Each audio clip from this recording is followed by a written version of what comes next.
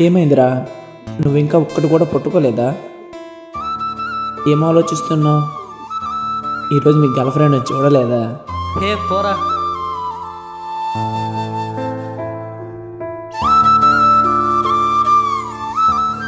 మామ ఏమైంది? నా వైపు చూడు. నేను నీకోసం ఏమైనా చేస్తానని నీకు తెలుసు. ఏం జరిగిందో చెప్పురా.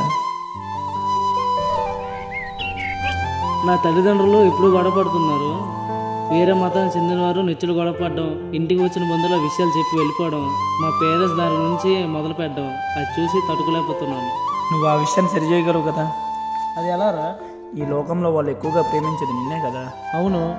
అప్పుడు నువ్వు చేయాల్సిందల్లా వారికి అర్థమయ్యేలా చెప్పడమే. వారికి ఏం అర్థమయ్యేలా చెప్పాలి? అవునరా, నువ్వు వేదాలు చదివావా? లేదే. సో నేను ఎక్కడ ఆపాను? నువ్వు భగవద్గీత కానీ ఖురాన్ మరియు బైబిల్ చదివావా? లేదే, కానీ నేను వాడి గురించి విన్నాను. అదేరా ప్రాబ్లం. ఇది మతాలకు సంబంధించిన పబ్లిసిటీ. ఈ పూజారులు, ఇమాన్లు, కొంతమంది ప్రభువులు, ఇంకొంతమంది నాయకులు మరియు రాజకీయ నాయకులు, ఈ మతాల నుండి వారు మాత్రమే ప్రయోజనం పొందుతారు. సాధారణ ప్రజలు వాటి వల్ల ఎటువంటి ప్రయోజనం పొందలేదు. మనమందరం మానవులం. దాన్ని గ్రహించడానికి మనకు కావాల్సిందల్లా కొంత ప్రేమ. అది ఏదో ఉంది. అయం నిజ పరోవేతి గణనాలగు చేతస ఉదార చరితానాంతు వసుదైవ కుటుంబకం. ఏటే?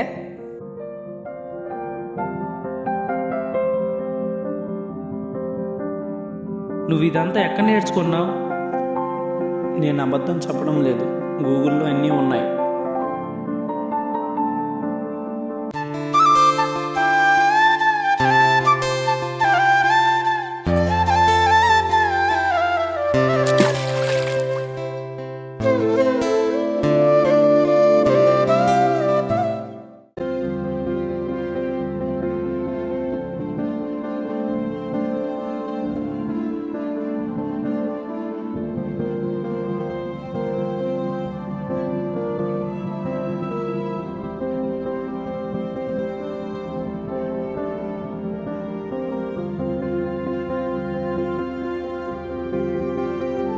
ఏరా, ఎందుకు నవ్వుతున్నావు? ఏం లేదురా. రే చెప్పరా. అది నాకు మా నాన్నమ్మ చెప్పిన కథను గుర్తు చేసింది.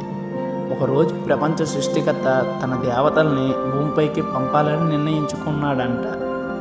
దాని ద్వారా అతను విచారంగా మరియు చింతిస్తున్న ప్రతి ఒక్కరిని మళ్ళీ సంతోషపెట్టాలని అనుకునేవాడంట. కానీ సృష్టికర్త తన దేవతలందరూ వారి ప్రజలకు కనిపించకుండా ఉండాలని చెప్పాడంట. ఇప్పుడు సృష్టికర్త కూడా చాలా చిలిపిగా ఉన్నాడు. అందుకే అతను ఇప్పుడు దుఃఖంలో ఉన్న వ్యక్తి దగ్గరికి ఒక పాలపెట్టను పంపేవాడంట. ఎందుకో తెలుసా?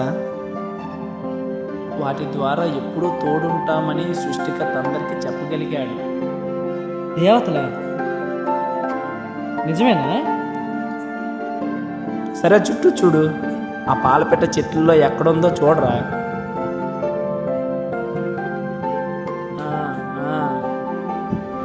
నువ్వు ఇప్పుడు నన్ను నమ్ముతున్నావా?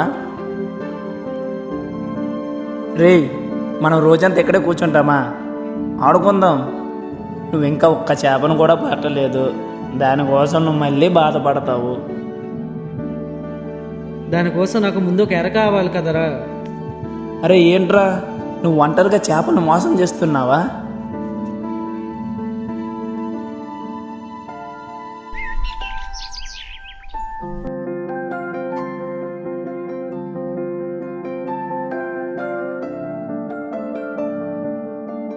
రే గౌరీ,